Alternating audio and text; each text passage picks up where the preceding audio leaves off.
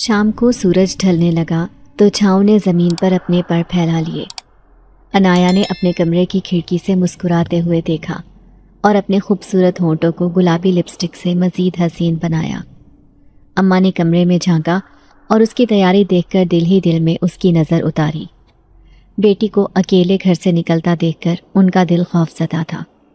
اس کی ایک اہم وجہ یہ بھی تھی کہ انایا کی دوست ہیرا کا گھر جس علاقے میں تھا وہاں جنات آباد تھے اور وہاں کے کئی پراسرار واقعات شہر بھر میں مشہور تھے۔ آج تیرے ابا گھر پر نہیں ہیں، میرا دل تجھے اکیلے بھیجنے پر آمادہ نہیں ہوتا۔ اماں اس کی خوشی خراب نہیں کرنا چاہتی تھی، مگر اپنے دل کا کیا کرتی جو انجانے وسوسوں سے بھرا ہوا تھا۔ اماں کی بات سن کر انایا کے مسکراتے لب سکڑ گئے۔ اماں، میں بڑی ہو گئی ہوں، بچی نہیں ہوں کہ 20 سال کی عمر میں بھی ابا کی انگلی پکڑ کر باہر نکلوں گی۔ آج میں آپ کی بات ماننے والی نہیں ہوں۔ آخر میری اکلوتی بچپن کی دوست کی شادی ہے۔ اس نے ایک ادا سے بالوں کو جھٹکا تو پورے کمرے میں مسحور کن خوشبو پھیل گئی۔ اماں کو مزید غصہ آ گیا۔ کتنی بار منع کیا ہے کہ اتنی تیز خوشبو نہیں لگاتے۔ انایا نے اپنا آزمودہ حربہ آزمانے کا سوچا اور ماں کے قریب جا کر بڑے لاڈ سے ماں کے گلے میں بازو ڈالے اور بڑے دلار سے بولی، میری پیاری ماں، میں اپنی پیاری دوست کی شادی میں بھی اگر اچھا سا تیار نہ ہوئی تو بھلا کب تیار ہوں گی؟ میرے لیے پریشان مت ہونا، میں جلد گھر لوٹ آؤں گی۔ رات کو دیر ہوئی تو وہیں رک جاؤں گی، پریشان مت ہونا۔ رات رکنے کا سن کر اماں کا دل مٹھی میں آ گیا۔ وہ بولی، پرائے گھر میں رات رکنے کی ہرگز ضرورت نہیں ہے۔ انجان لوگ مہمان بن کر رکنے آئے ہوں گے، میں تجھے کبھی کسی غیر کے گھر رکنے کی اجازت نہ دوں گی۔ انایا نے کہا، ٹھیک ہے اماں، میں ہر صورت واپس آ جاؤں گی، خدا حافظ۔ وہ ماں کے گلے لگ کر بولی تو اماں کی فکر مندی بھری نگاہوں نے بڑی دور تک اس کا پیچھا کیا۔ جب سے ہیرا نے گھر تبدیل کیا تھا اس کا ملنا جلنا بہت کم ہو گیا تھا، کیونکہ جس علاقے میں ہیرا کے والد کا ٹرانسفر ہوا تھا یہ بڑا خطرناک علاقہ تھا۔ یہاں لوگوں کی آمد و رفت نہ ہونے کے برابر تھی۔ یہی وجہ تھی کہ اماں کا دل اسے تنہا بھیجتے ہوئے خوف زدہ تھا، مگر بیٹی کی ضد کے آگے مجبور ہو کر اسے اجازت دے دی تھی۔ باجی، میں یہاں سے آگے نہیں جا سکتا۔ ایک جھٹکے سے رکشہ رکا اور ساتھ ہی رکشہ ڈرائیور نے آگے جانے سے منع کر دیا۔ انایا کو غصہ آ گیا۔ کیوں بھائی؟ اس نے پوچھا تو وہ منہ بنا کر بولا، آگے جنگل شروع ہو جاتا ہے، ہم اس سے آگے سروس نہیں دیتے، یہیں اترو ورنہ واپس چلو۔ انایا نے کرایہ اسے تھمایا اور رکشے سے اتر گئی۔ وہ ہر صورت اپنی دوست کی شادی میں شامل ہونا چاہتی تھی۔ وہ پیدل ہی چل پڑی۔ کلائی پر بندھی گڑی پر نگاہ دوڑائی تو شام کے 6 بجے تھے۔ وہ تیز تیز قدم اٹھاتی جنگل کو عبور کرنے لگی۔ وہ پہلے ابا کے ساتھ یہاں آ چکی تھی۔ جنگل میں بڑے درخت ہونے کی وجہ سے ایسا محسوس ہو رہا تھا جیسے ہر طرف اندھیرا پھیلنے والا ہے۔ وہ مختلف آیات کا ویٹ کرتے ہوئے تیزی سے چل رہی تھی۔ ایک دم سیاہ رنگ کی چوڑی سی کوئی چیز اس کے راستے میں حائل ہوئی تو وہ ایک دم رک گئی۔ اس نے نگاہ دوڑائی تو یہ دیکھ کر اس کا دل رک گیا کہ وہ ایک سیاہ رنگ کا بڑا سا اژدہا تھا۔ انسانی بو محسوس کر کے ناک میں حرکت پیدا ہوئی۔ وہ اپنی جگہ سے سرکنے لگا۔ ایسے لگتا تھا جیسے وہ ابھی ایک جست میں انایا تک پہنچ جائے گا۔ انایا کا دل بند ہونے کو تھا، قدم بے جان سے ہو گئے تھے، مگر اس بات سے وہ اچھی طرح واقف تھی کہ اگر خوف پر قابو نہ پایا تو وہ اپنی جان سے ہاتھ دھو بیٹھے گی۔ سو اس نے اپنی تمام تر ہمتوں کو مجتمع کیا اور پوری طاقت سے درخت پر چڑھنا شروع کر دیا۔ ابا نے اسے بیٹا بنا کر پالا تھا۔ وہ دوڑ کے کئی مقابلے جیت چکی تھی، نہایت پھرتیلے جسم کی مالک تھی، سو چند منٹوں میں ہی وہ ناریل کے درخت پر چڑھ چکی تھی۔ اس ویران سے جنگل میں کوئی اسے اس طرح بلند و بالا درخت پر چڑھا دیکھتا تو ضرور اسے کوئی خلائی مخلوق یا جناتی مخلوق تصور کرتا۔ خیر وقت تیزی سے سرک رہا تھا اور نیچے ناک پھن پھیلائے بیٹھا ہوا تھا۔ انایا کا بھوک کے مارے برا حال تھا۔ اپنا بیگ وہ نیچے ہی رکھ آئی تھی۔ اندھیرا پھیلنے لگا تو سانپ کی سیاہ چمکتی ہوئی آنکھیں اسے مزید بھیانک ظاہر کرنے لگی۔ بادلوں کی اوٹ سے چاند نے جھانکا تو انایا کو وقت گزرنے کا احساس ہوا۔ وہ رات بھر یہاں نہیں رک سکتی تھی۔ اس کے ذہن میں ایک خیال آیا اور لمحے کی تاخیر کیے بغیر اس نے ناریل توڑ کر ناک کے سر کا نشانہ لے کر دے مارا، جس سے وہ درد کے مارے تلملا گیا۔ انایا ناحق کسی جانور کی جان لینے کے حق میں نہیں تھی، مگر اب اپنی جان بچانے کی خاطر وہ ایسا کرنے پر مجبور ہو گئی تھی۔ اس نے ایک اور ناریل توڑ کر ناک کے سر پر مارا تو اس بار وہ پہلے سے زیادہ درد محسوس کر کے تڑپنے لگا۔ انایا جلد از جلد اس مصیبت سے چھٹکارا حاصل کرنا چاہتی تھی، سو اس نے پے در پے کئی بار ناک کے سر پر کیے، جس سے اس کی موت واقع ہو گئی۔ انایا کو جب اس بات کا یقین ہو گیا اور اس نے کافی دیر تک ناک میں کوئی حرکت محسوس نہ کی تو درخت سے نیچے چھلانگ لگا کر اتر گئی۔ اپنا بیگ اٹھا کر وہ پیدل چلنے لگی۔ ہیرا کے گھر پہنچی تو خاصی دیر ہو چکی تھی۔ ہیرا دلہن بنی اس کی راہ دیکھ رہی تھی۔ وہ گلے لگی تو شکوہ کیے بغیر نہ رہ سکی۔ میں صبح سے تمہارا انتظار کر رہی ہوں، مگر تم اب آئی ہو۔ عنایا نے کوئی جواب نہ دیا، بس مسکرا کر رہ گئی۔ بارات آ چکی تھی۔ رخصتی کے بعد انایا گھر جانے کے لیے نکل کھڑی ہوئی۔ رات خاصی گہری ہو چکی تھی۔ اماں پریشانی کے مارے ادھر ادھر ٹہل رہی تھی۔ بار بار گلی میں نکل کر دور تک دیکھاتی، مگر ہر بار سخت مایوسی کا سامنا کرنا پڑتا۔ کیا بات ہے بھابھی، کچھ بے چین نظر آ رہی ہو؟ ہمسائی نے پریشان دیکھا تو سوال کیا۔ کیا بتاؤں، آج کل کی اولاد بالکل ہی ہاتھوں سے نکل چکی ہے، جو من میں آئے وہی کرتی ہے۔ انایا کو ہی دیکھ لو، دوست کی شادی تھی، کتنا منع کیا کہ اتنی دور اکیلی نہ جائے۔ اس کے ابا گاؤں گئے ہوئے ہیں، اس نے میری بات نہ مانی اور چل پڑی۔ رات کے 12 بجنے کو آئے ہیں، مگر وہ اب تک واپس نہ آئی۔ میرا تو دل بیٹھا جا رہا ہے۔ ہمسائی نے کہا، پریشان مت ہو بھابھی، ہو سکتا ہے کہ رات وہیں رک گئی ہو، صبح آ جائے گی۔ رات کافی ہو گئی ہے، جا کر آرام کر لیں۔ اماں کو بھی وقت کا احساس ہوا اور وہ گھر کے اندر جا کر بستر پر لیٹ گئی۔ گھر کا دروازہ کھلا رکھا تاکہ اگر آنکھ لگ جائے اور انایا گھر پہنچے تو اسے پریشانی کا سامنا نہیں کرنا پڑے۔ اسے اماں کی پریشانی کا اچھی طرح اندازہ تھا، تبھی رات کے پہر گھر پہنچنے کے لیے نکل کھڑی ہوئی تھی۔ مگر جنگل کا راستہ عبور کرنا کسی قیامت سے کم نہ تھا۔ پورا جنگل عجیب قسم کی آوازوں سے گونج رہا تھا، جو یقیناً جنگلی جانوروں کی آوازیں تھیں۔ یہ آوازیں رات کے اندھیرے میں ماحول میں عجیب سا خوف پیدا کر رہی تھیں۔ اچانک بجلی چمکی اور تیز بارش برسنے لگی۔ موسم ایک دم ہی بدلا تھا۔ بارش کا اندازہ اسے بالکل نہیں تھا، ورنہ رات وہیں رک جاتی۔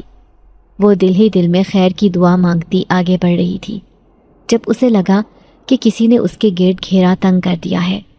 وہ بڑی ہی عجیب شے تھی، شاید کوئی بدروح یا کوئی بڑا سا ناگ۔ انایا کو کچھ ہوش نہ رہا تھا۔ صبح کو ابا گھر پہنچے اور بیٹی کی خبر ملی تو بیوی سے خوب جھگڑے۔ وہ کم عقل بچی تھی، تم تو سمجھدار عورت ہو، اسے ایسے انجان آسیب زدہ علاقے میں اکیلے بھیج دیا۔ اب دعا کرو کہ وہ خیریت سے ہو، اگر میری بیٹی کو کچھ ہوا تو تم ذمہ دار ہوگی۔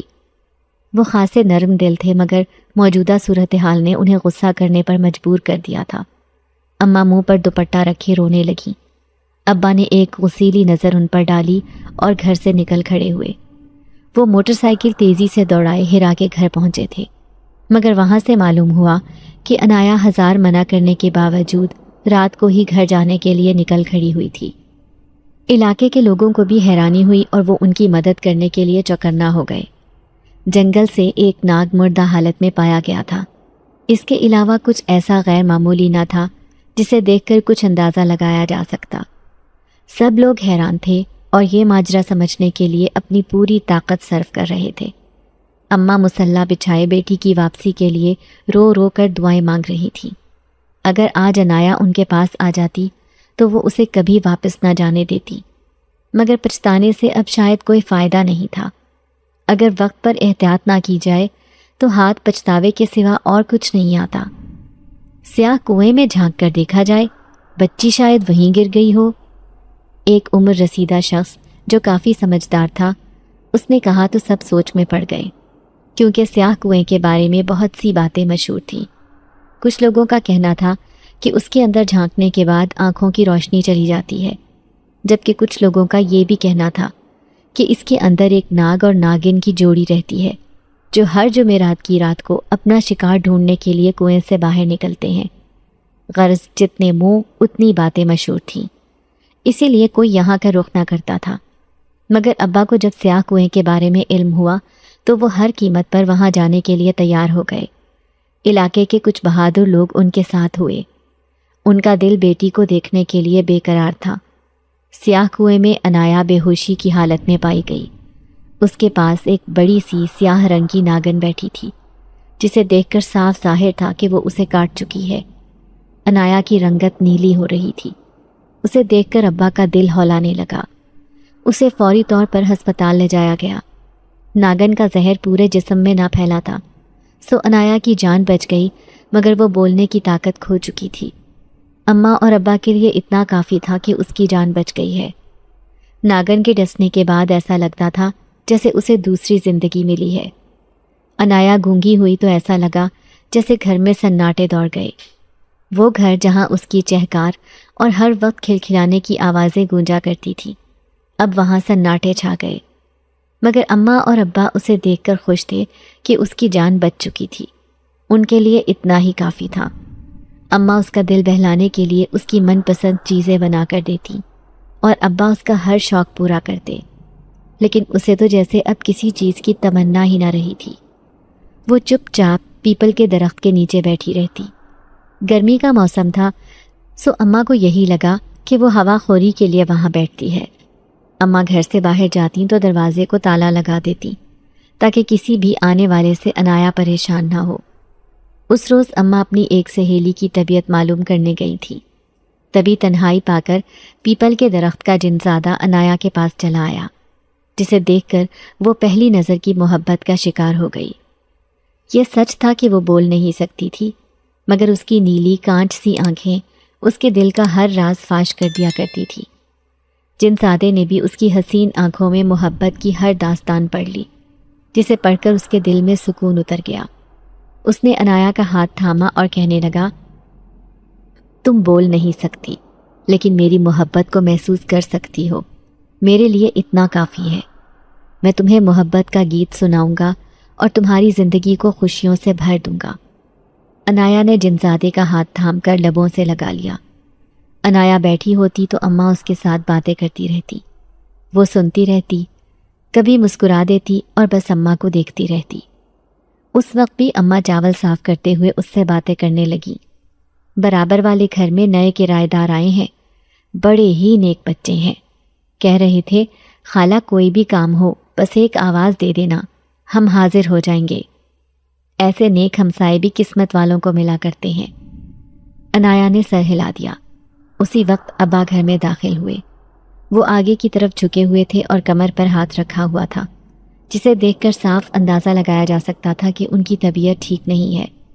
اماں نے ان کو دیکھا تو فکر مندی سے آگے بڑھی اور کہنے لگیں، کیا بات ہے، سب خیر تو ہے انایا کے ابا؟ ابا نے کہا، خیر کہاں، کمر میں بہت زیادہ تکلیف ہے، ایسا لگتا ہے جیسے دم ہی نکل جائے گا۔ کل دوا بھی ختم ہو گئی تھی، سوچ رہا تھا میڈیکل سٹور کے پاس جاؤں گا تو لے لوں گا، مگر اس طرف جانا ہی نہ ہوا۔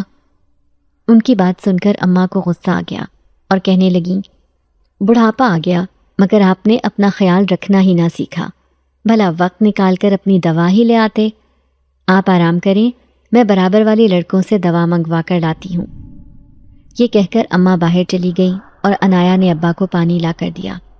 ابا نے اس کے سر پر ہاتھ رکھتے ہوئے پانی کا گلاس سامنے کیا۔ کچھ ہی دیر کے بعد ایک خوبصورت نوجوان لڑکا ہاتھ میں دوا لیے چلا آیا۔ اماں نے اس کا شکریہ ادا کیا اور بڑی عزت سے گھر میں بٹھایا، ساتھ ہی انایا کو شربت بنانے کے لیے کہا۔ ان کی عادت تھی کہ گھر سے کسی بھی مہمان کو خاطر مدارت کے بغیر جانے نہیں دیتی تھی۔ نوجوان لڑکا ابا کے پاس بیٹھ گیا اور ادھر ادھر کی باتیں کرنے لگا۔ جب انایا نے شربت کا گلاس لا کر اسے تھمایا تو اس نے بڑے غور سے انایا کے چہرے پر دیکھا، جہاں پر خوبصورتی اور سادگی کا راج تھا۔ آپ کا بہت شکریہ۔ نوجوان لڑکے نے انایا کا شکریہ ادا کیا اور خالی گلاس تھمایا تو ابا نے کہا، میری بیٹی بول نہیں سکتی لیکن یہ بہت نیک دل ہے، اور بہت ہی خدمت گزار بچی ہے۔ نوجوان لڑکا کہنے لگا، یہ جان کر افسوس ہوا کہ یہ بول نہیں سکتی، لیکن آپ دل چھوٹا نہ کریں، نیک اولاد کا ہونا بھی کسی نعمت سے کم نہیں ہے۔ آپ کو جب بھی ضرورت پڑے مجھے یاد کر لیجئے گا۔ میرا نام فہد ہے۔ آنٹی تو کئی بار مجھ سے سودا سلف منگوا چکی ہیں۔ میں نے حال ہی میں پڑھائی مکمل کی ہے اور نوکری کی تلاش میں ہوں۔ اب چلتا ہوں، پھر ملاقات ہوگی۔ یہ کہہ کر وہ چلا گیا۔ اماں اور ابا اب انایا کے ہاتھ پیلے کرنے کا سوچ رہے تھے، مگر جہاں بھی رشتے کی بات چلتی یہ سن کر لوگ فوراً منع کر دیتے کہ لڑکی گونگی ہے۔ خیر دوا کھا کر ابا کی طبیعت سنبھلی تو وہ کام پر چلے گئے۔ اماں نے کھیر بنائی اور انایا سے کہا کہ محلے میں بانٹ آؤ۔ انایا نے کھیر کی پیالیاں لیں اور محلے کے سب گھروں میں بانٹنے لگی۔ برابر والے گھر کا دروازہ بجایا تو فہد نے دروازہ کھولا اور یہ دیکھ کر خوش ہو گیا کہ سامنے کھیر ہاتھ میں پکڑے انایا کھڑی تھی۔ اندر آ جائیے، وہ نہایت ادب سے کہہ کر انایا کو گھر کے اندر لے گیا، جہاں پہلے سے اس کے 3 آوارہ دوست موجود تھے۔ گھر پر ان دوستوں کے علاوہ کوئی اور موجود نہ تھا۔ واہ، کیا مال ہے، کہاں سے آیا ہے؟ ایک دوست نے کہا، تو پھل کھانے سے مطلب رکھ، پیڑ مت گن۔ دوسرے دوست نے آنکھ مار کر کہا۔ فہد جو محلے بھر میں نیک پرہیزگار لڑکا مشہور تھا، اس نے انایا کو بازو سے پکڑا اور اپنی جانب کھینچ کر بولا، جانے من، ہر بار دل تڑپا کر چلی جاتی ہو، آج تجھے میرا خیال کرنا ہی ہوگا۔ اسی وقت فہد ایک جھٹکے سے دور جا گرا۔ اسے ایسا لگا جیسے انایا کے اندر کرنٹ دوڑ گیا ہے۔ انایا نے ایک جست میں گھوم کر ان 4 لڑکوں پر حملہ کر دیا۔ لڑکے اس اچانک حملے کے لیے تیار نہ تھے، سو ان کی چیخیں بلند ہو گئیں۔ انایا کے بازو لوہے سے زیادہ مضبوط معلوم ہوتے تھے۔ وہ ہر لڑکے کو ایک ہاتھ سے ایسے اٹھا رہی تھی جیسے وہ روئی سے بنے، بے وزن اور بے جان ہوں۔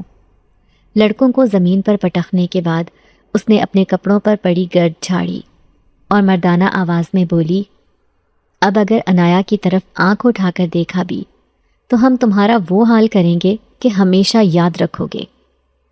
ایک گونگی لڑکی کو مردانہ آواز میں بولتا ہوا دیکھ کر وہ سب سارا معاملہ سمجھ گئے اور اب دم دبا کر بھاگنے میں ہی عافیت جانی۔ انایا فہد کے گھر سے باہر نکلی تو اسے دیکھ کر اندازہ نہیں لگایا جا سکتا تھا کہ وہ 4 لڑکوں کی پٹائی کر کے آئی ہے۔ اس کے چہرے پر سکون پھیلا تھا، مگر فہد نے سب کو بتا دیا کہ انایا پر جنات کا سایہ ہے۔ وہ جان بوجھ کر اپنی حرکت کو چھپا گیا اور پورے محلے میں انایا کو بدنام کر دیا۔ سب لوگوں نے ان کے گھر آنا جانا چھوڑ دیا تھا۔ اماں انایا کے لیے سخت پریشان تھی، ہر وقت پڑھائی کر کے اس پر دم کرتی رہتی۔ اس روز اماں نے کہا، میری طبیعت ٹھیک نہیں ہے، انایا سیڑھی لگا کر پیپل کے کچھ پتے توڑ دے تاکہ گرم پانی میں ابال کر استعمال کر لوں۔ انایا نے فوراً ماں کے حکم کی تعمیل کی، لیکن یہ دیکھ کر اماں کی جان ہی نکل گئی جب انہوں نے دیکھا کہ انایا بغیر سہارے اور سیڑھی کے درخت پر چڑھ گئی۔ اس وقت اس کی آنکھوں میں ایک عجیب سی چمک تھی، جسے دیکھ کر اماں فوراً پہچان گئیں کہ اس پر کسی ہوائی مخلوق کا سایہ ہے۔ وہ دل تھام کر رہ گئیں۔ شام کے وقت ان کی طبیعت کچھ سنبھلی تو وہ ماسی سکینہ کے گھر چلی گئیں، جو جنات کا اثر زائل کرنے کے لیے علاقے بھر میں مشہور تھیں۔ ماسی سکینہ نے اماں کو تعویذ دیا اور پانی میں گھول کر عنایا کو پلانے کی ہدایت دی۔ اماں گھر میں داخل ہوئیں تو عنایا کہیں دکھائی نہ دی۔ وہ پریشان سی سیڑھیاں چڑھ کر اوپر چھت پر چلی آئیں، مگر آگے کا منظر دیکھ کر ان کی سانس ہی رک گئی۔ عنایا بال کھولے ایک جنزادے کے کندھے پر سر ٹکائے دنیا و ما فیہا سے بے خبر کھڑی تھی۔ اس پل اس کے چہرے پر خوشیوں بھرے تاثرات تھے، گویا دنیا بھر کی خوشی اس کے دامن میں سمٹ آئی ہو۔ جنزادہ ایک لمحے میں ہی ان کی نظروں سے اوجھل ہو گیا تھا۔ اماں کو بس ایک ہیولا سا حرکت کرتا دکھائی دے رہا تھا۔ یہ تو کس راہ پر چل پڑی ہے عنایا؟ اے کمبخت جنزادے، تو جو کوئی بھی ہے، میری بیٹی کا پیچھا چھوڑ دے اور ہمارے لیے مزید مشکلات پیدا نہ کر۔ اگر تو نے میری بیٹی کا ساتھ نہ چھوڑا تو میں تجھے جلا کر راکھ کر دوں گی۔ اماں غصے میں نہ جانے کیا کچھ کہہ رہی تھی۔ عنایا ہڑبڑا کر اپنے بال سمیٹنے لگی۔ اماں نے عنایا کا ہاتھ تھاما اور اسے لے کر نیچے چلی آئیں۔ رات کو ابا کو یہ سب بتایا تو وہ سر تھام کر رہ گئے اور کہنے لگے، مجھے تو پہلے ہی یہ گھر آسیب زدہ دکھائی دیتا تھا۔ انایا کے بچپن میں ہی تمہیں کتنا کہا تھا کہ یہ گھر چھوڑ کر چلے جاتے ہیں، لیکن تم نے میری ایک نہ مانی۔ اماں کو پچھتاوا ستانے لگا، فوراً کہنے لگی، ہاں میری غلطی تھی، تم ٹھیک ہی کہتے تھے انایا کے ابا۔ انہوں نے بیوی کو سمجھاتے ہوئے کہا، اب بھی زیادہ وقت نہیں گزرا ہے، ہم یہ گھر چھوڑ کر چلے جاتے ہیں، میں صبح ہی کسی اچھے خریدار کو دیکھتا ہوں۔ وہ دونوں فیصلہ کر کے پرسکون نیند سو گئے اور انایا دبے قدموں چلتی ہوئی پیپل کے نیچے آ بیٹھی، جہاں جنزاد اس کا انتظار کر رہا تھا۔ انایا کو دیکھ کر وہ بے قرار سا ہو گیا اور اس کا ہاتھ تھام کر اسے اپنے پاس بٹھا لیا۔ مجھے پتا تھا تم ضرور آؤ گی۔ اس کے لہجے سے اس کی خوشی نمایاں تھی، مگر اس کی آنکھیں سرخ ہو رہی تھی۔ ایسا لگتا تھا جیسے انایا کی یاد نے اسے بہت تڑپایا ہے اور وہ کافی دیر تک روتا رہا ہے۔ ہم بہت جلد جدا ہونے والے ہیں، تمہارے ماں باپ جلد از جلد مجھ سے تمہاری جان چھڑوانا چاہتے ہیں، اور سچ تو یہ ہے کہ میں بھی نہیں چاہتا کہ کسی کی اولاد کو ان سے چھینوں، لیکن اپنے دل کو کیسے سمجھاؤں جو ہر وقت تمہاری یاد میں دھڑکتا رہتا ہے۔ میں تمہارے ماں باپ کی رضامندی کے بغیر تمہیں نہیں اپنا سکتا اور نہ ہی ان سے چھین کر کہیں دور لے کر جا سکتا ہوں، کیونکہ میرا ضمیر مجھے اس چیز کی اجازت نہیں دیتا۔ میں نے تم سے محبت کی ہے انایا، لیکن ایک بات یاد رکھنا، تمہارے ماں باپ سے زیادہ تمہیں کوئی بھی نہیں چاہ سکتا، حتیٰ کہ میں بھی نہیں۔ وہ اسے نہ جانے کیا سمجھانا چاہ رہا تھا۔ انایا بے آواز روتی رہی۔ جنزاد نے اس کا سر اپنے کندھے سے لگایا اور بولا، ہماری آخری ملاقات ہے اور اگر ہو سکے تو مجھے معاف کر دینا۔ کچھ دیر بعد وہ اسے ہمیشہ کے لیے چھوڑ کر چلا گیا۔ اس کے جانے کے بعد وہ بہت اداس ہو گئی تھی۔ ہر وقت خلاؤں میں نہ جانے کیا کھوجتی رہتی تھی۔ اماں نے اسے تعویذ پلایا تو چپ چاپ پی گئی۔ جلد ہی گھر کا سودا ہو گیا اور وہ مکان بیچ کر دور دراز علاقے میں ایک چھوٹا سا گھر لے کر رہنے لگے۔ اماں اور ابا بہت خوش تھے کہ یہاں آ کر انایا جلد اپنی پرانی محبت کو بھول جائے گی اور ایک نئی زندگی کا آغاز کرے گی۔ انایا اپنے ماں باپ کو دکھی نہیں دیکھنا چاہتی تھی، سو اس نے ایسا ہی ظاہر کیا جیسے وہ یہاں آ کر بہت خوش ہے۔ اسے دیکھ کر اماں اور ابا دونوں نے خدا کا شکر ادا کیا کہ ان کی بیٹی جلد ہی سنبھل چکی ہے، مگر رات کو جیسے ہی تنہائی میسر آتی، انایا بستر پہ لیٹ جاتی اور اپنے محبوب کو یاد کر کے اس کی آنکھوں سے آنسو جاری ہو جاتے۔ اس گھر کے قریب انایا کی پھپھو نسرین رہا کرتی تھی، جو اس سے بہت محبت کرتی تھی۔ اکثر ملنے کے لیے آتی تو انایا کے لیے کوئی میٹھی چیز ضرور بنا کر لاتی تھی۔ ایک دن وہ مٹھائی لے کر آ گئی اور کہنے لگی، میں انایا کا ہاتھ مانگنے آئی ہوں اپنے بیٹے فہیم کے لیے۔ اماں اور ابا سے ان کی محبت ڈھکی چھپی نہیں تھی، سو ان کے لیے اس سے بہتر اور کیا بات ہو سکتی تھی کہ محبت کرنے والی عورت اسے اپنے گھر کی بہو بنانا چاہتی تھی۔ انہوں نے جھٹ انایا کا رشتہ طے کر دیا اور جلد ہی انایا کی شادی کی تاریخ رکھ دی گئی۔ اماں نسرین سے اکثر کہتی، دیکھ بہن نسرین، میری بیٹی بے زبان ہے، میں نے تجھے بہن سمجھ کر اپنی بیٹی دی ہے، اس کا ہمیشہ خیال رکھنا، یہ اپنا دکھ درد زبان سے نہیں کہہ سکتی، اس کی آنکھوں سے ہی اس کا درد پہچان لینا۔ ان کی بات سن کر نسرین ہنس پڑتی اور کہتی، لو یہ بھی کوئی کہنے کی بات ہے، میں مانتی ہوں کہ خدا نے مجھے بیٹی نہیں دی، لیکن اس کا مطلب یہ نہیں ہے کہ میں کسی کی بیٹی کا احساس نہ کروں۔ میں انایا کو بیٹی سے بڑھ کر پیار کروں گی اور اس کا بہت خیال رکھوں گی، انایا کی طرف سے بالکل بے فکر ہو جائیں۔ ایسے اور بھی بہت سے وعدے کرنے کے بعد وہ انایا کو رخصت کرا کر اپنے گھر لے گئیں۔ انایا نے سسرال میں قدم رکھا تو اس کا دل گھبرا گیا، کیونکہ ہر طرف عجیب سی بو پھیلی ہوئی تھی۔ بڑے سے صحن میں ایک طرف لگی کرسیوں پر کچھ مہمان بیٹھے تھے، جن کے سامنے اسے لا کر بٹھا دیا گیا۔ فہیم، چل آ کر رسم کرا لے۔ نسرین نے بیٹے کو آواز دی تو کسی نے کہا، بھائی فہیم اپنے جانوروں کے پاس گیا ہے، تم تو جانتی ہو خالہ، اب وہ 2 گھنٹے سے پہلے نہیں آنے والا۔ یہ بات سن کر نسرین کو غصہ آ گیا اور وہ بولی، یہ لڑکا بھی نہ کبھی نہیں سدھرے گا، اپنی شادی والے دن بھی اپنے رشتہ داروں کے پاس جا کر بیٹھ گیا۔ نسرین نے غصے میں ایسی بات کہہ دی جس سے اسے خود بھی اندازہ نہیں تھا کہ کیسا فساد مٹ سکتا ہے۔ سو کچھ رشتہ دار غصے میں اٹھ کھڑے ہوئے اور بولے، تم ہمیں جانوروں سے ملا رہی ہو؟ بہن، ہمارے ساتھ ایسا سلوک کرنا تھا تو پہلے ہی بتا دیتی، ہم شادی میں شرکت ہی نہ کرتے۔ نسرین کو مزید پتنگے لگ گئے اور وہ بولی، ارے بھائی، ایسا بھی کون سا بم گرا دیا میں نے تم لوگوں کے اوپر کہ تم لوگ فساد مچانے کے لیے اٹھ کھڑے ہوئے ہو؟ فہیم کو اپنے پالتو جانوروں سے ایسا ہی لگاؤ ہے جیسے اپنے قریبی رشتہ داروں سے ہوتا ہے۔ اب تم برا مانو یا بھلا، میں تو اپنی بات سے ہٹنے والی نہیں ہوں۔ مختصر یہ کہ اس گھر میں ہر چھوٹی بات پر میدان جنگ تیار ہو جاتا، اور فہیم کو تو اپنے جانوروں سے فرصت ہی نہ ملتی تھی۔ شادی کی اگلی صبح ہی عنایا کو اٹھا دیا گیا تاکہ وہ جانوروں کو کھانا کھلائے۔ پہلے دن ہی ان کی ذمہ داری سونپ دی گئی۔ نسرین، جو شادی سے پہلے اس سے بہت محبت کرتی تھی، اب اس نے ایسا رنگ بدلا کہ وہ حیران رہ گئی۔ دیکھ عنایا، شادی کے بعد بہو کی ذمہ داری ہوتی ہے کہ وہ سسرال والوں کا خیال رکھے۔ میں تو اب اس عمر میں بیمار رہنے لگی ہوں، ہاتھ پاؤں ساتھ نہیں دیتے، کام کرتی ہوں تو ہڈیوں میں درد ہونے لگتا ہے۔ اب سارے کام تو نے ہی سنبھالنے ہیں۔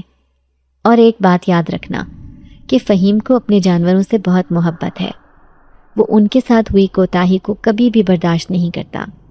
جانور بیمار ہو جائیں تو انہیں پرہیز کا کھانا بنا کر کھلانا، ورنہ فہیم ناراض ہو جائے گا۔ نسرین بیٹھے بیٹھے نصیحتیں کرتی رہتی اور عنایا بے زبان سی بیچاری ہر وقت کاموں میں جتی رہتی۔ نسرین کو جیسے ہی علم ہوتا کہ آج عنایا کے ماں باپ اس سے ملنے کے لیے آئیں گے، وہ عنایا کو نہا کر نیا جوڑا پہننے کا بولتی اور اسے سجا سنوار کر بٹھا دیتی اور خود سارے گھر کے کاموں میں لگ جاتی۔ عنایا ماں باپ کو دکھی نہیں کرنا چاہتی تھی، اسی لیے چہرے پر جھوٹی خوشی سجا لیتی اور ایسے ظاہر کرتی جیسے وہ سسرال میں بہت خوش رہ رہی ہے۔ ایک روز فہیم کی بکری بیمار تھی۔ عنایا نے سب جانوروں کے ساتھ اسے بھی گھاس کھلا دی۔ فہیم کو یہ بات معلوم ہوئی تو اسے بہت غصہ آیا اور اس نے اس معمولی سی بات پر عنایا کو تھپڑ دے مارا۔ رانی بیمار تھی، تیری ہمت کیسے ہوئی اس بیچاری کو چارہ کھلانے کی؟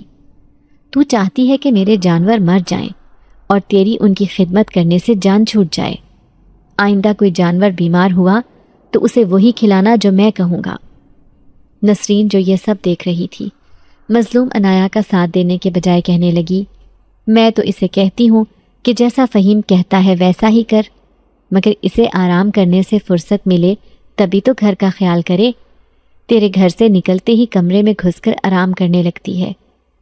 نسرین نے جھوٹی شکایتیں لگانا شروع کر دیں اور عنایا بے آواز آنسو بہاتی رہی۔ دن اسی طرح بے کیف سے گزر رہے تھے۔ ایک روز عنایا کی دوست ہیرا بغیر بتائے چلی آئی۔ اس نے عنایا کی حالت دیکھی تو اسے بہت افسوس ہوا۔ اس نے فہیم کو سمجھانا چاہا، مگر وہ تو نہ جانے کتنی نفرت دل میں سمیٹے بیٹھا تھا۔ کہنے لگا، تمہیں تو میرا احسان ماننا چاہیے کہ تمہاری گونگی دوست سے شادی کر لی ہے، ورنہ سوچو اس بیچاری سے کون بیاہ کرتا۔ نسرین نے دیکھا کہ ہیرا حد سے زیادہ اپنی دوست کے لیے فکر مند ہے تو وہ غصے میں آ کر ہیرا سے لڑنا شروع ہو گئی اور اسے گھر سے نکال دیا۔ ہیرا عنایا کے اماں ابا کے گھر پہنچی اور انہیں ساری بات بتا دی۔ جب انہیں بیٹی کی حالت کا علم ہوا تو ان کا دل بہت دکھی ہوا۔ اماں اسی وقت چادر اوڑھ کر گھر سے نکل کھڑی ہوئیں۔ تو بہت جھوٹی اور مکار نکلی ہے، میری بے زبان بیٹی سے اتنا کام لیتی ہے۔ میری یہ بد دعا ہے کہ تو کبھی خوش نہ رہے۔ اماں عنایا کے گھر میں داخل ہوئیں تو وہ جانوروں کے لیے چارہ کاٹ رہی تھی۔ اس کے کپڑے پھٹے ہوئے تھے اور ہاتھ زخمی تھے۔ اس کا چہرہ دیکھ کر صاف ظاہر تھا کہ وہ بہت زیادہ تھکن کا شکار ہے۔ اسے دیکھ کر اماں کا دل دکھی ہو گیا اور وہ نسرین کو بے نقد سنانے لگی تھی، مگر نسرین ایک ڈھیٹ عورت تھی، اسے بالکل احساس نہ ہوا اور وہ الٹا اماں سے بدتمیزی کرنے لگی۔ اماں نے اس کی کسی بات کا جواب نہ دیا اور بیٹی کے قریب آ کر اسے گلے سے لگا لیا۔ تو ان لوگوں کا ظلم و ستم چپ چاپ سہتی رہی۔ میری بچی، میں نے تجھے اتنا صبر کرنا تو نہ سکھایا تھا؟ بوڑھے ماں باپ کو پریشان نہ کرنے کی وجہ سے تو نے یہ سب سہا ہے۔ میں جانتی ہوں کہ تو بہت نیک بچی ہے، مگر کوئی اس طرح بھی اپنے آپ سے غافل ہوتا ہے کیا؟ تیری 2 وقت کی روٹی ہم پر بھاری نہیں ہے۔ یہ کہہ کر اماں اسے اپنے ساتھ گھر لے گئی۔ ابا کو بھی بڑا دکھ پہنچا تھا۔ انہوں نے جلد وکیل سے بات کی اور فہیم سے خلا لے لی۔ عنایا اب آزاد ہو چکی تھی اور ایک بار پھر جن ذات کی محبت اس کے دل میں سر اٹھا رہی تھی۔ تسمیہ پڑوس میں رہتی تھی، گھر میں اس کا آنا جانا تھا۔ وہ ایک خدمت گزار لڑکی تھی۔ عنایا کی شادی کے بعد اس نے اماں ابا کا بہت خیال رکھا تھا۔ اس روز آ کر کہنے لگی، خالہ میں اپنی دوست کی شادی میں شرکت کرنے کے لیے گاؤں جا رہی ہوں، مناسب سمجھو تو عنایا کو بھی میرے ساتھ بھیج دو۔ اماں نے کچھ دیر سوچا اور پھر کہنے لگی، عنایا کے ابا سے مشورہ کر کے کوئی جواب دوں گی، ان کی اجازت کے بغیر تو میں اسے نہیں بھیج سکتی۔ جب ابا سے پوچھا تو انہوں نے کہا، اچھی بات ہے، اسے گاؤں بھیج دو، وہاں اس کی ہم عمر بچیاں ہوں گی تو اس کا دل لگ جائے گا۔ اس نے سسرال میں بہت مشکل وقت گزارا ہے، ہو سکتا ہے کہ اس کے دل کا غم کچھ ہلکا ہو جائے۔ اماں نے عنایا کا سامان پیک کر دیا اور عنایا تسمیہ کے ساتھ گاؤں جانے کے لیے ٹرین میں سوار ہو گئی۔ اس وقت موسم بہت حبس زدہ تھا، مگر جیسے ہی ٹرین چلی بارش شروع ہو گئی۔ عنایا اور تسمیہ کھڑکی سے بدلتے ہوئے موسم کے حسین نظارے کر رہی تھی۔ ٹرین جنگلاتی مقام سے گزر رہی تھی اور وہ دونوں ہریالی اور اونچے درختوں کا بغور جائزہ لے رہی تھی کہ ٹرین ایک جھٹکے سے رکی اور ساتھ ہی یہ شور مچ گیا کہ ٹرین خراب ہو چکی ہے۔ ان دونوں کے چہرے پر فکر مندی پھیل گئی۔ کچھ دیر بعد ایک شخص نے آ کر بتایا کہ موسم خراب ہونے کی وجہ سے ٹرین خراب ہو چکی ہے، اب اس کو صحیح ہونے میں 5-6 گھنٹے لگ جائیں گے۔ اس دوران اگر کوئی ٹرین سے اتر کر قریب کسی جگہ جانا چاہے تو جا سکتا ہے، 5 گھنٹے سے پہلے ٹرین نہیں چلے گی۔ تسمیہ کہنے لگی، میرا دل بارش میں نہانے کے لیے بے تاب ہے، چلو نیچے اتر کر موسم سے لطف اندوز ہوتے ہیں۔ عنایا کی رضامندی جانے بغیر اس نے اس کا ہاتھ تھاما اور اسے ٹرین سے نیچے لے آئی۔ ٹھنڈی ہوا اور بارش کی پھوار بدن سے ٹکرائی تو انہیں خوشگوار احساس ہوا۔ تسمیہ اس کا ہاتھ تھامے اسے جنگل میں لے گئی۔ وہ خوشی کے مارے گول گھوم رہی تھی۔ عنایا کا دل مرجھا چکا تھا، سو اسے تسمیہ کی خوشی کسی پاگل پن سے زیادہ محسوس نہیں ہو رہی تھی۔ تسمیہ ایک درخت کی شاخ کو پکڑنے کی کوشش میں اچھلنے لگی۔ عنایا اسے منع کرنا چاہتی تھی، سو اس نے آگے بڑھ کر اس کا ہاتھ پکڑنا چاہا، مگر تسمیہ اپنی مستی میں گم تھی۔ وہ درخت سے لٹک کر جھول رہی تھی، ساتھ کچھ گنگنا بھی رہی تھی۔ عنایا اسے اس کے حال پر چھوڑ کر ایک طرف بیٹھ گئی اور گیلی زمین کو گھورنے لگی۔ کچھ دیر بعد دھڑام سے کچھ گرنے کی آواز سنائی دی تو عنایا نے چونک کر اوپر دیکھا۔ یہ دیکھ کر اس کی جان نکل گئی کہ تسمیہ گر چکی تھی اور اب بے حس و حرکت زمین پر پڑی تھی۔ وہ دوڑ کر اس کے قریب گئی اور اس کا سانس دیکھنے لگی۔ وہ بے ہوش پڑی ہوئی تھی۔ اس دوران بارش رک چکی تھی مگر ٹھنڈی سی ہوا چل رہی تھی۔ عنایا کسی کو مدد کے لیے پکارنا چاہتی تھی مگر کسی کو پکارنا اس کے اختیار میں نہیں تھا، سو وہ فکر مند سی اٹھ کر ایک جانب چلنے لگی۔ عجیب صورتحال تھی۔ ایک طرف تو تسمیہ بے ہوش پڑی تھی جسے تنہا چھوڑ کر جانے کا بھی دل نہیں چاہ رہا تھا، لیکن یہ مسئلے کا حل نہیں تھا۔ مدد کے لیے کسی کو بلانا بھی ضروری تھا۔ وہ 2 قدم چلی اور پھر پیچھے مڑ کر دیکھا تو کسی کا سایہ سا دکھائی دیا۔ میں تمہیں مزید پریشان نہیں دیکھ سکتا۔ یہ خوبصورت سی آواز بڑی جانی پہچانی تھی۔ عنایا ایک لمحے میں ہی جنزاد کی آواز کو پہچان گئی تھی اور اب حیرت سے اس طرف دیکھنے لگی۔ وہ سینے پر ہاتھ باندھے کھڑا دکھائی دیا۔ میں مانتا ہوں کہ محبت کا اثر زائل نہیں ہو سکتا، مگر زہر کا اثر ضرور زائل ہو جاتا ہے عنایا۔ وہ اس کی بات کا مطلب نہیں سمجھی تھی، سو ناسمجھی کے عالم میں جنزاد کی جانب دیکھنے لگی۔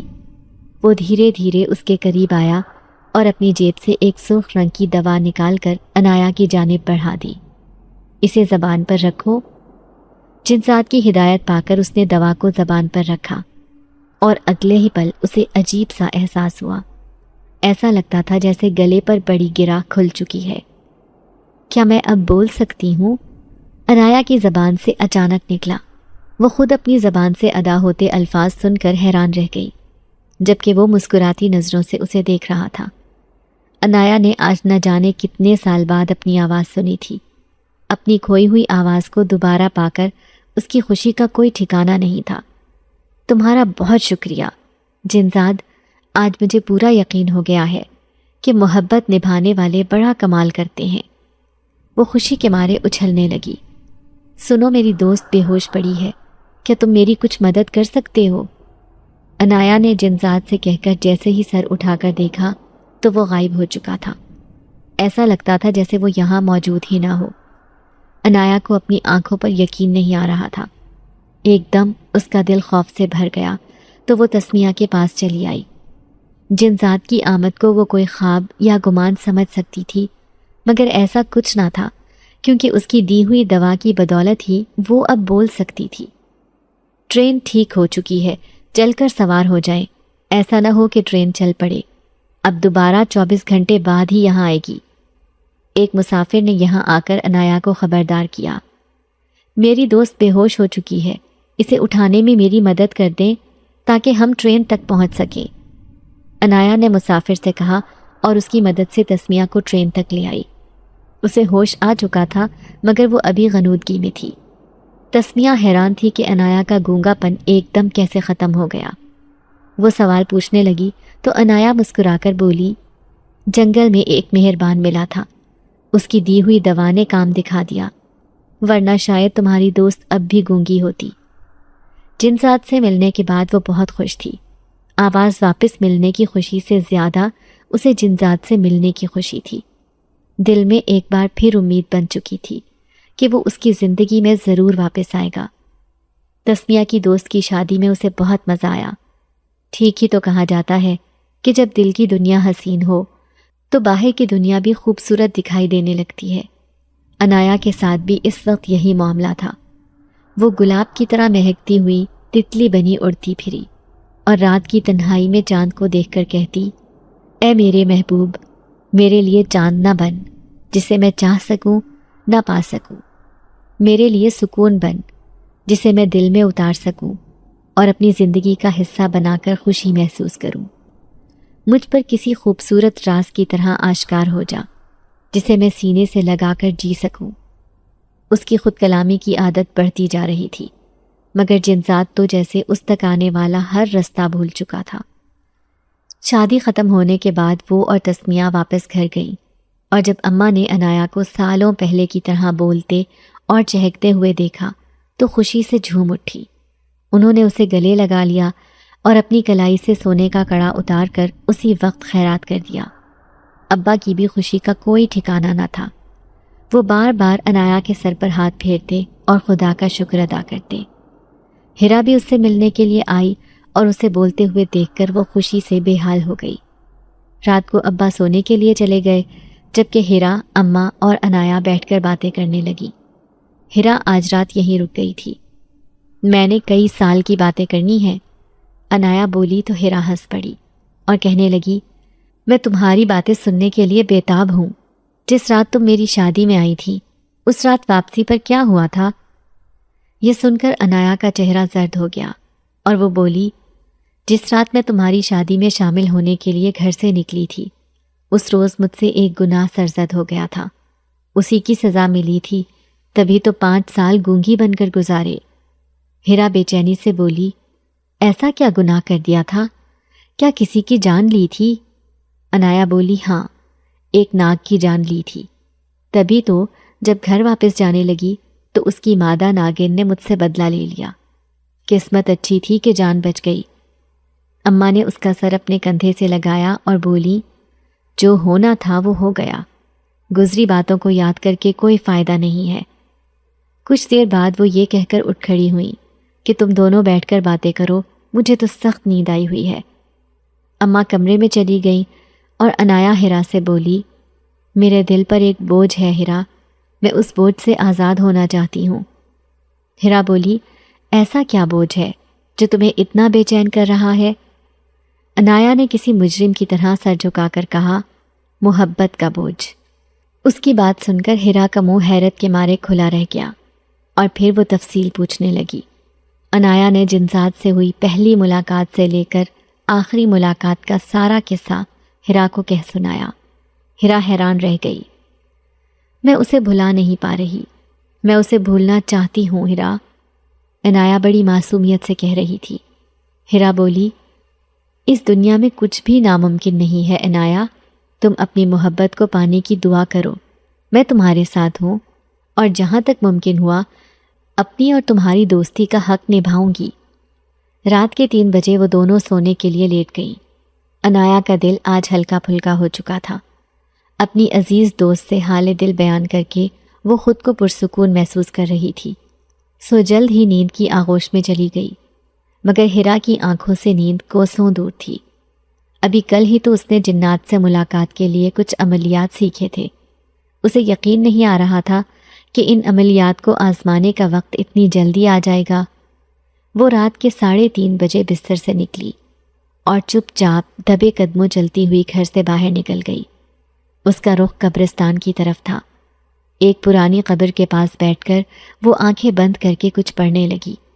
کچھ دیر بعد اس کے چاروں طرف دھواں پھیل گیا، قبرستان کے باہر کتے بھونکنے لگے اور ماحول مزید خوفناک بن گیا۔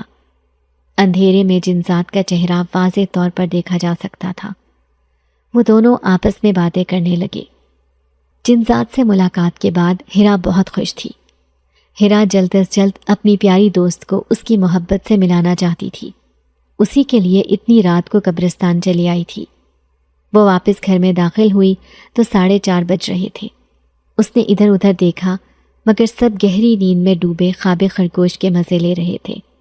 وہ دبے قدموں عنایا کے کمرے میں آ کر بستر میں لیٹ گئی اور جلد ہی نیند میں ڈوب گئی۔ کچھ دن رہ کر ہیرا واپس گئی تو عنایا اداس ہو گئی، مگر وہ جلد واپس آنے کا وعدہ کر کے گئی تھی۔ ہیرا نے جانے سے پہلے اماں سے کچھ راز و نیاز کیے تھے، مگر عنایا کچھ نہ سن سکی تھی۔ اس نے جاننے کی کوشش بھی نہ کی۔ اسے ہر وقت جنزاد کی سوچ میں ڈوبے رہنا پسند تھا، وہ ہر وقت اس کی سوچوں کا مرکز بنا رہتا۔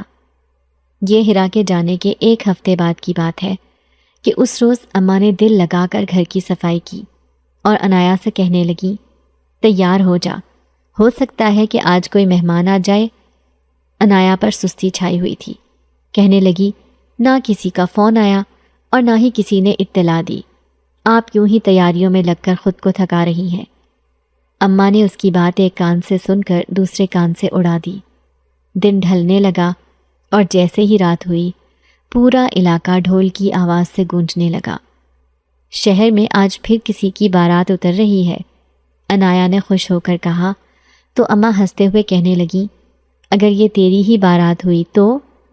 اماں کی بات سن کر عنایا نے دکھی سی ہنسی ہنس کر کہا، بس کر دو اماں، ایسا مذاق نہ کرو، ایسا بھلا کیسے ممکن ہے؟